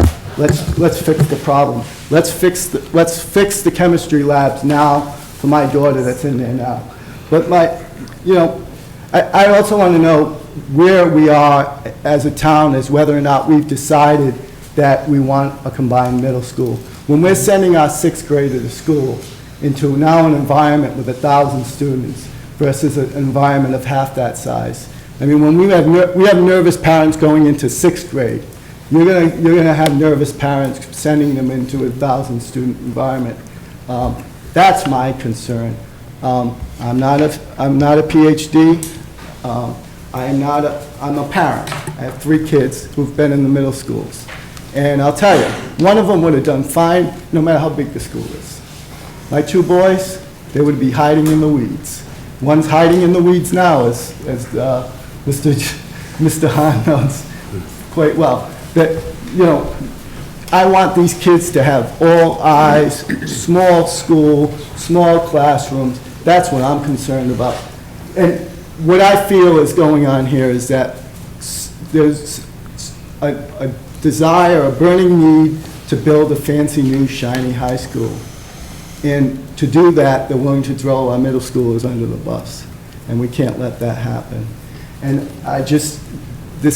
we need to have a conversation as a town as to whether we're ready for a combined middle school. And, we're trying to fit a high school onto a property that doesn't suit it.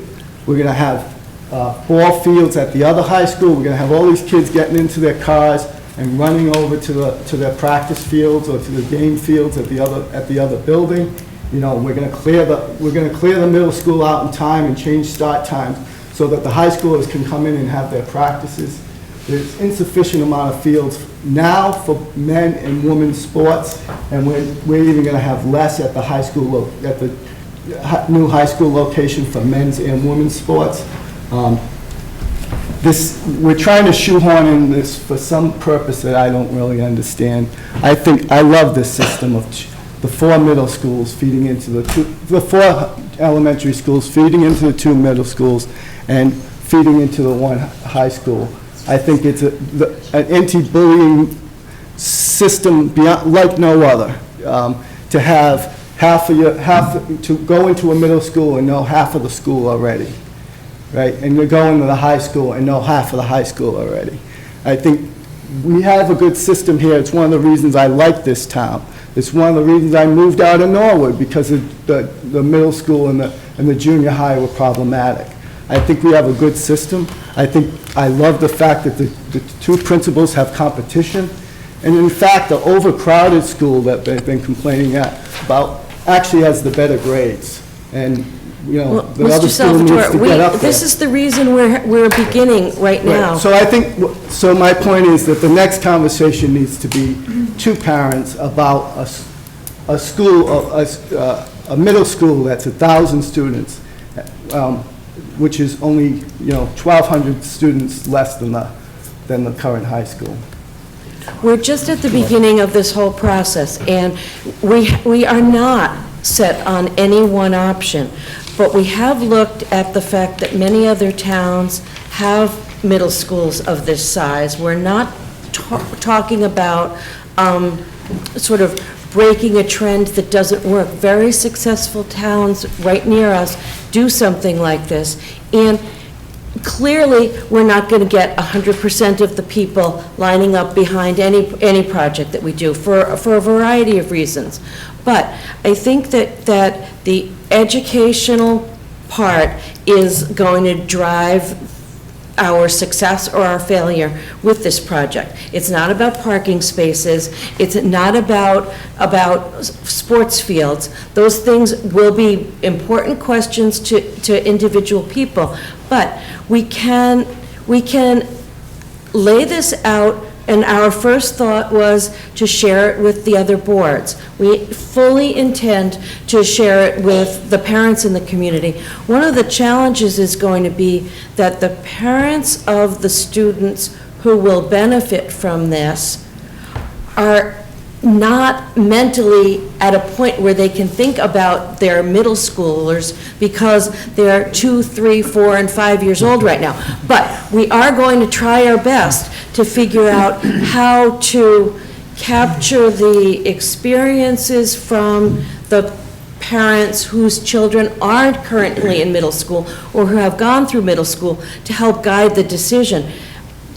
We're not going to throw the kids under the bus. We're not going to do something that the community doesn't support, but we shouldn't be afraid of change. And there is a way of having a middle school that has 1,000 kids in it and doing it well, because we see it around us. So I don't want to say that we're afraid of change.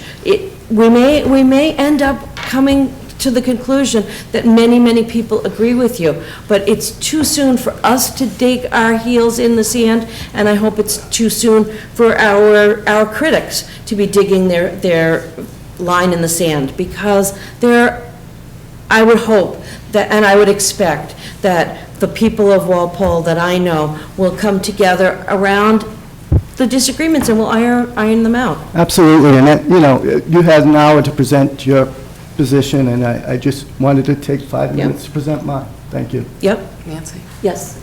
Wait, Mark, oh, go ahead, Nancy. Nancy McKenzie, Board of Selectmen. I really appreciate this meeting and appreciate that you're including all of us in all the different boards. I went to this middle school, and I loved this middle school, and my kids go here, and it's not the middle school that I went to. I walk around, and when I go to the different things, and they're like busting out of the seams here. Like the beautiful lockers that were all in the middle are now these like makeshift classrooms that have half walls. And I mean, there's just so many things that I walk around and I'm like, oh my gosh. And then when I hear about the classrooms that are, like the chorus is like singing, and there's like, they're eating lunch at the same time, and then they're doing a solo presentation while kids are walking around and eating lunch, and I'm like, what? And it breaks my heart, because part of the reason I stayed is I love this school. I don't know the answer, but what I think is really great is having us all here, and all of us with our different opinions and thoughts and questions that I hadn't even thought of that somebody brought up, and now you guys can find those answers. And to also get how, I love the question, I don't know who said it, about how is this working, the combined in another middle school, another town, because it would be nice to hear. David's point that some kids can get lost, absolutely, and that is kind of scary. I'm noticing that you're doing those pod things. I think that seems like a good idea.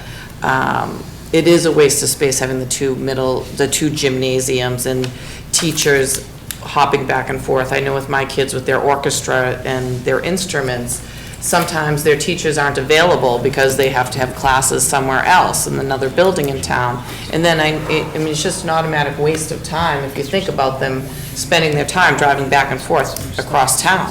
That's another time that our kids could have class. So it just confuses me, is really what it does.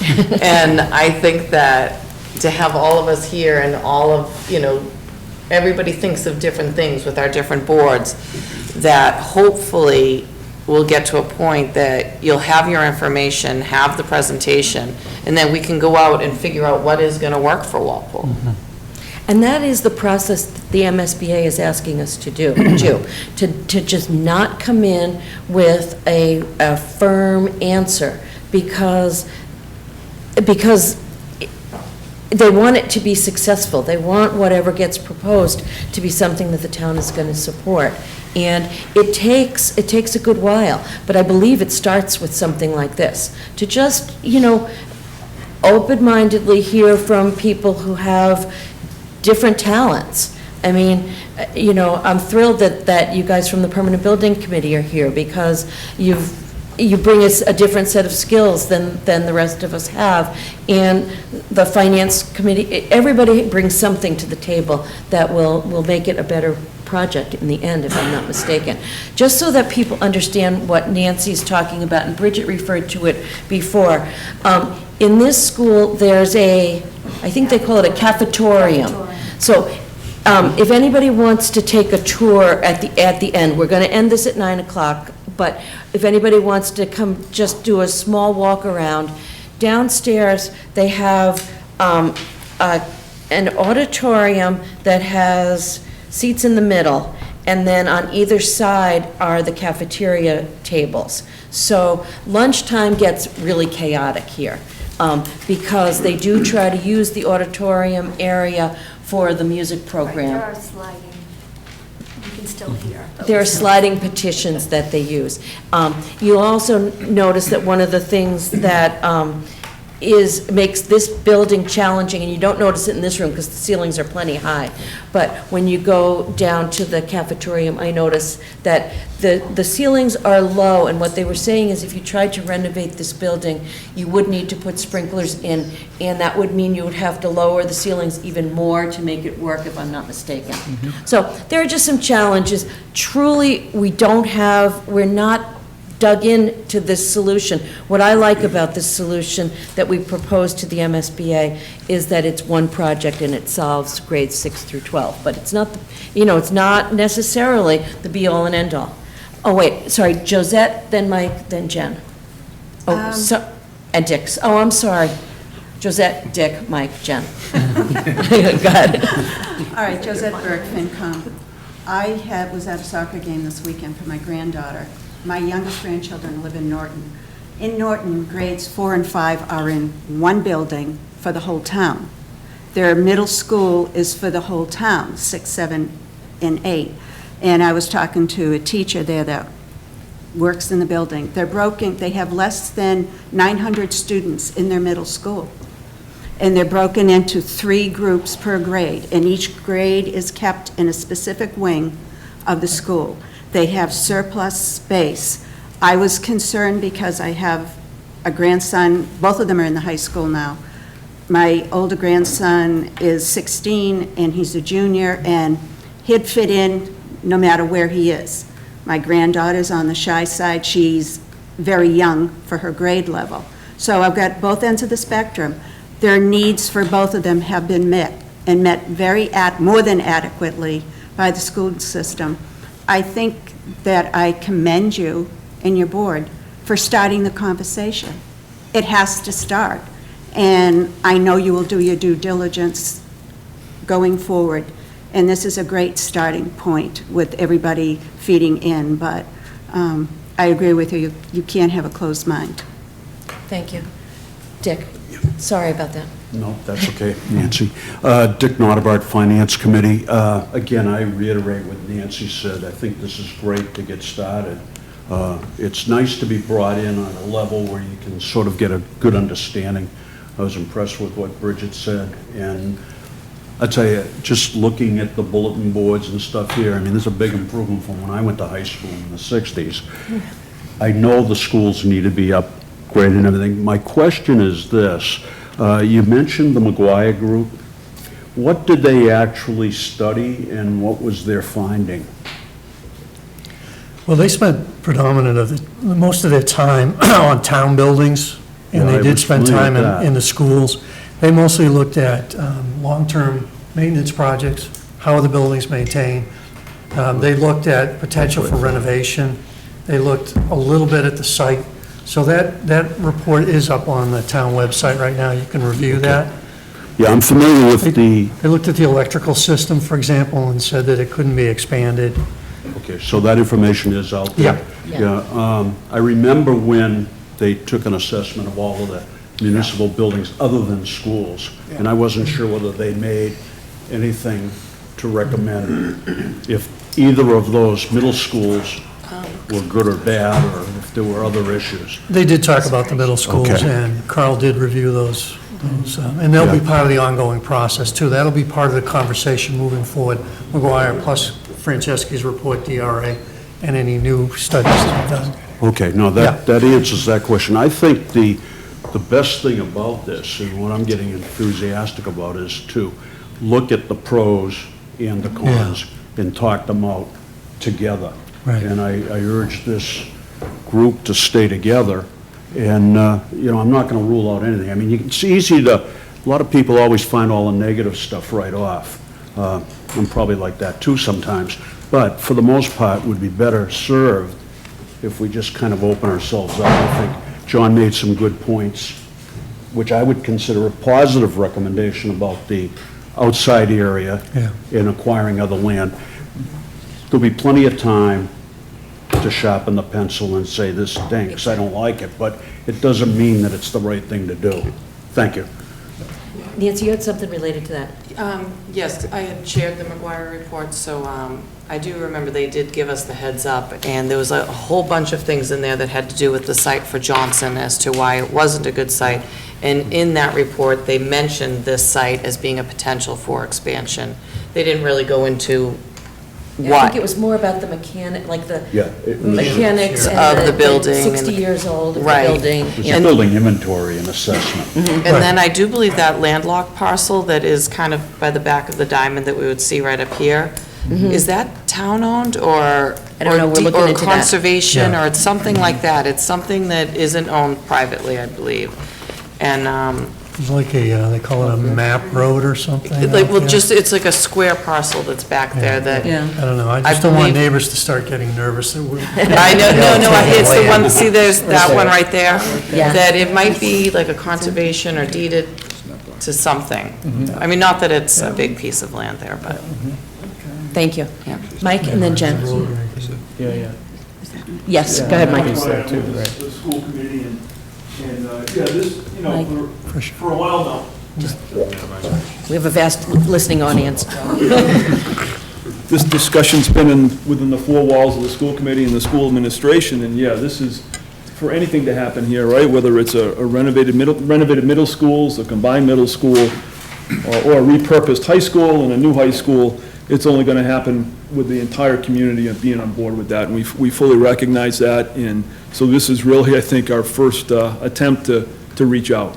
And there isn't any question, our singular concern and objective is to, how do we best serve the 6th through 12th grade populations in our school system? That's our singular objective. So there isn't any question, we've got to be convincing that this all starts with the premise that the middle schools are old buildings and underserving our students. And so we've got to be convincing that those schools that aren't working anymore in terms of the utility going forward. And so that all starts there. So then if you accept that, right, we get into a dialogue, which I think is where we want to go right now, is to, well, do we invest a lot of money into those two buildings and retain those buildings? Do we combine it into a single new middle school somewhere? Or do we repurpose the Walpole High School into a middle school and build a new one? Now, one of those options, whether it's the renovating the old schools or building a single middle school, it will benefit 3 grades, 6 through 8 only, right? And if you do the option that we have put forth here today, it has the benefit to sixth graders all the way through 12th graders. So that's kind of where we're at, and that's, in part, some of the philosophy behind why we've arrived at this point at this day. But this is the very first day. So to your point, nothing's been decided, and really the community's got to decide. And the community may decide that what we've talked about today isn't the way to go. And if ultimately, I think we'll all be satisfied if we can all agree at the end of the day that whatever option we come up with is the right one for the community in Walpole and the best for the students in grades 6 through 12. So really, this is day one of what we hope will be what will certainly be a long engagement with the boards as well as the community as a whole. Well, who's directing that to me? If I can just respond. I also hate throwing away things, and I don't want to throw away usable buildings that have a life. And let's see how we can make these buildings last for the next 50 years, and see what these buildings need to fix the problems that Selectwoman McKenzie indicated, and that that will be indicated part in the of it. report. That will be part of it. And yeah, well, I'm hoping it is a part of it. What we have so far is we're not seeing that investigation taking place. We had to start somewhere, so we've got Jen, Dan, and Pat, and we're getting close to 9 o'clock, but just so you know. just wanted to say that when Nancy was talking about touring the schools and getting the community involved, it took, because I'm part of the young parents that haven't had kids in the middle school yet, and I think that's a big thing is to, for the parents who don't have students here, to get involved and to see what we're talking about in terms of deficiencies, because I found that to be very eye-opening. And people may say that we won't have the vote. I think that's going too far down the road. I think we need to have a big discussion with the community to find out what is it that people want. And there are a lot of people in town who are new to town, moving in here, a lot of people with young kids, and I think involving everybody in a collaborative approach where we have committees and we survey ideas, that's kind of the best case scenario, not just hearing from a few of us on boards here. It's great to start here, but I think we've really got to engage the entire community, and that's my hope, to meet a lot of new people and to get a lot of parents involved and people who don't have students in the system who have questions, so that we can advance the best proposal at the end of the day. But I just encourage everybody to work collaboratively, because that's really where we'll get the best ideas, and it's important for us all to work together. Thank you. Dan, and then Pat. Thanks, Nancy. Dan Bruce, FinCom. Just a couple questions, and one of them I'm going to show my ignorance. I know there's accreditation at the high school, and where do we stand with that? And is there any implications for what we're proposing here to resolve accreditation issues down the line? And secondly, I don't believe this happens, but there's no accreditation at the middle school, I don't believe, so that's not jeopardizing here. It's more all a feeder into the high school accreditation. Correct? Accreditation is not a dynamic that's played into this proposal.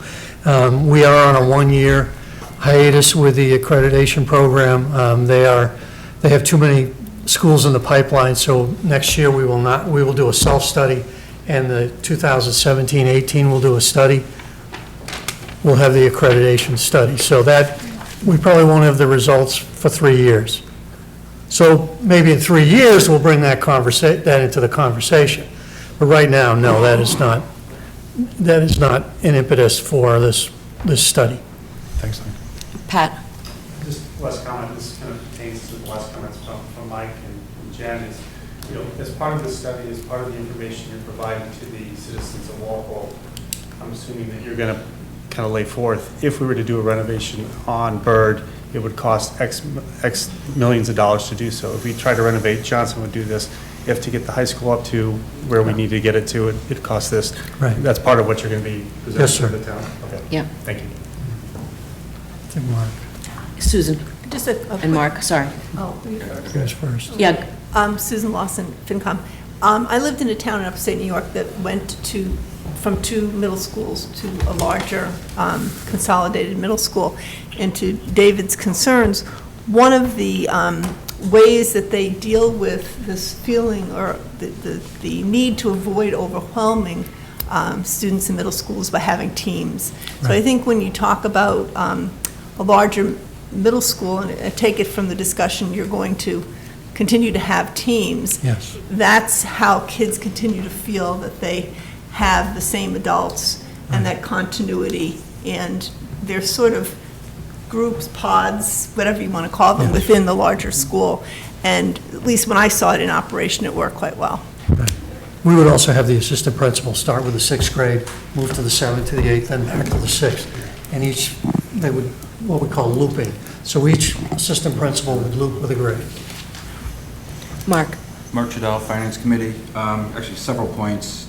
In looking at the classroom layouts for the existing high school as a middle school, I didn't see any shop program areas in there for home economics, electronics, engineer, woodworking, or anything like that. Are we dropping those programs, or do you have a plan to squeeze those in? All these spaces that are labeled project spaces. Okay. Let me go back to, probably shows up best here.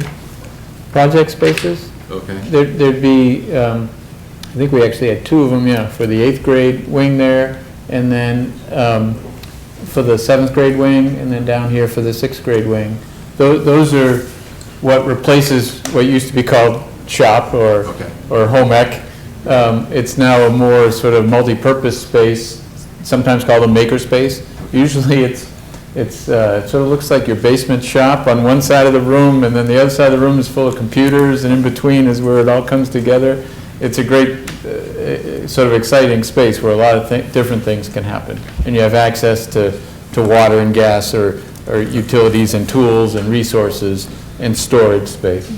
Am I assuming that the food services would still be run out of the high school where it's already running efficiently? That's the plan. There's no need to create an entire New operation. kitchen from scratch somewhere else. And for middle school sports, what do they currently have as offerings? I'm looking at field space and so forth and transportation. There are no Yeah, interscholastic. we don't have any. We just have after-school programs that we run. Right. Teachers, offer up different programs for extracurricular So there's no activities. town versus town at middle school level? No. No. So in the footprints here, I could see the soccer teams practicing here, but your larger football team and field hockey teams would have to transfer back to the high school, which Right. comes to traffic issues both at the high school or the existing high school as people transition in and out, but also for people who don't have vehicles, how do you get your students from here to there just on a program logistics for Well, transportation? it's happening now, quite frankly. I mean, we have. It's the reverse. It would reverse it. We have the varsity baseball team at Byrd, we have varsity. I'm just looking at the larger numbers of the football team being a 60-person team. Now you've got to move freshmen and sophomores that don't normally play. We would create a practice football field, and hopefully it would be a synthetic turf to have extended playtime. Let's see, last item was, when the state came in, did they just view the 3 schools in the proposal or all the schools? They When they focused- came in recently? Yeah, They focused on the high school, okay. and they did drive-bys of the middle schools. We invited them to come visit. But they said at this point in time, they have a lot more towns to visit. We were the first visitation. We're hoping they come back. But in the meantime, they did send an engineering firm out to look at every single school in the district. So they did look at OPR, because I'm thinking of, Yeah. we've bypassed OPR in so many renovations, and they still have Well- trailers that become permanent classrooms. Well, you have Fisher School too, it's aging, but, Well, my thought was where if you're transitioning out of Byrd Middle School, you have an opportunity to take the elementary school, fit them there, drop the building, and build a new elementary school in the process. we're not, now we're it's not getting- there. Well, I know. You talk about having buildings available. If you decide 12 years from now, we're going to replace OPR, now you got to send them to Johnson. So, Well, Yeah. we're not. Yeah, I'm not we're planning on it there sitting yet. there 12 years from now. I'm sorry, just kidding. I'll be retired by then. So thank you. No, thank you very much for your time, and I appreciate the fact that, there's going to be disagreements, there are going to be decisions that have to be made. There are also probably people like me who will be getting in the shower tomorrow morning and say, why didn't I ask about this, this, and this? Just, send us your questions, and we'll be glad to stay in touch with you. We'll be glad to do this fairly regularly. Yes, I forgot. We want to have an update from the town administrator, and do you have anything you No, want? I don't need to provide an Okay. update. We have a short update from I'll be Jim quick, I Johnson. promise everyone. I have 3 quick items I want to mention to everyone in the room.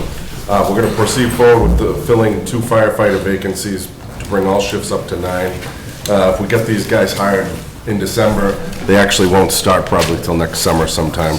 And we're going to be starting with FY 2018 budget process. Budget message will be delivered Thursday, February 2nd. And I also wanted to mention the taping of the Finance Committee meetings. This is something the Board of Selectmen and the Finance Committee probably need to get together and talk about, because I know both boards feel strongly one way or the other, and I definitely don't want to be in the middle of it. That's a wise decision, Jim. That's it for me. Okay, if anybody wants to take a walk around Byrd Middle School, Bridget Goff is really hard to keep up with. She's always on the move, so it will not be a long tour, but if anybody wants to, let's just meet out at that front door.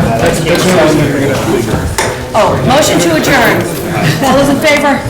Aye. Thank you. No, thank you, Bridget.